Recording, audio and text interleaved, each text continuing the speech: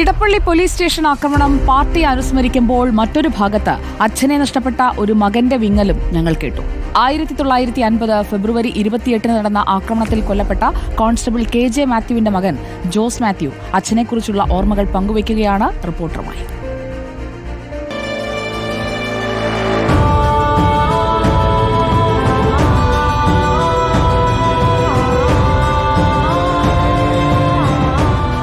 Edappally police station ആക്രമണത്തിന് 75 വയസ്സ് തികയുകയാണ്. Police സ്റ്റേഷനിൽ അകപ്പെട്ട 2 പേരെ രക്ഷിക്കാനായിട്ടായിരുന്നു MM ലോറൻസ് അടക്കമുള്ള നേതാക്കൾ പോലീസ് സ്റ്റേഷൻ ആക്രമിച്ചത്. ഈ പോലീസ് സ്റ്റേഷൻ ആക്രമണത്തിൽ കൊല്ലപ്പെട്ട ഒരു കോൺസ്റ്റബിൾ ഉണ്ട്, KJ മാത്യു. അദ്ദേഹത്തിൻ്റെ മകനായിട്ടുള്ള പോലീസിൽ നിന്ന് തന്നെ വിരമിച്ച ജോസ് നമ്മളോടൊപ്പമുണ്ട്. കമ്മ്യൂണിസ്റ്റ് പാർട്ടി ഇപ്പോൾ 75 വർഷമാണ് അവരുടെ സമര പോരാട്ടത്തിന്. അപ്പം 75 വർഷമായി താങ്കൾക്ക് അച്ഛനെ നഷ്ടപ്പെട്ടിട്ട്.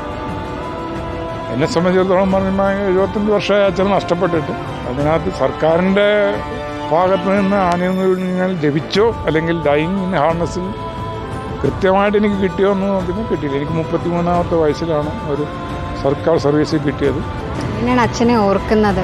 അച്ഛനെ പറ്റിയുള്ള ഓർമ്മ എനിക്കുള്ളതെന്ന് പറഞ്ഞാൽ അച്ഛൻ്റെ യൂണിഫോം ഇട്ട ഒരു ഫോട്ടോയാണ്. അച്ഛൻ മരിക്കുമ്പോൾ അമ്മ എന്നെ 1 മാസം ഗർഭിണിയായിരുന്നു. അപ്പോൾ ആ കാലഘട്ടത്തിൽ വടക്കൻ പറവൂർ, ഇപ്പം ഞാൻ നിൽക്കുന്ന ഈ വടക്കൻ പറവൂരാണ് എൻ്റെ അച്ഛനെ അടക്കിയത്. അപ്പനെ പോസ്റ്റ്മോർട്ടം ചെയ്തപ്പോഴാണ് ജയിലറയുടെ താക്കോല് പുള്ളിയുടെ അണ്ടർ ഗവൺമെൻറ്റ്സിൽ നിന്ന് താഴെ വീണത് എന്ന് ഒരു പറയുന്നത്. കാരണം ആരൊക്കെയോ പറഞ്ഞിങ്ങനെ ഉറങ്ങിക്കിടന്ന പോലീസുകാരൻ ആയിരുന്നു. പക്ഷേ എൻ്റെ അച്ഛൻ ഉറങ്ങിയതായിട്ട് നമ്മൾ പറയാം. ഡ്യൂട്ടി ചെയ്തൊരു മനുഷ്യൻ. വിപ്ലവം നടന്നത് KJ മാത്യു കോൺസ്റ്റബിളിനെ കൊല്ലാനായിട്ടല്ല പറഞ്ഞത്. ഒരു ലക്ഷ്യത്തിൻ്റെ പുറത്ത് അവർ വന്നു. അതിൽ പെട്ടുപോയത് എൻ്റെ അപ്പൻ. ഇടപ്പള്ളി പോലീസ് സ്റ്റേഷൻ ആക്രമണത്തിനെ വലിയ രീതിയിൽ ആചരിക്കുമ്പോൾ അവിടെ KJ മാത്യു കൂടെ അനുസ്മരിക്കപ്പെടണമെന്ന് കരുതുന്നില്ലേ? വാസ്തവത്തിൽ അവിടുത്തെ രക്തസാക്ഷി എൻ്റെ അച്ഛൻ അല്ലേ? വീഡിയോ ജേർണലിസ്റ്റ് ചാൾസ് അഗസ്റ്റിനൊപ്പം reporter Anjali Sreejitha Raj, in Reporter, Kochi.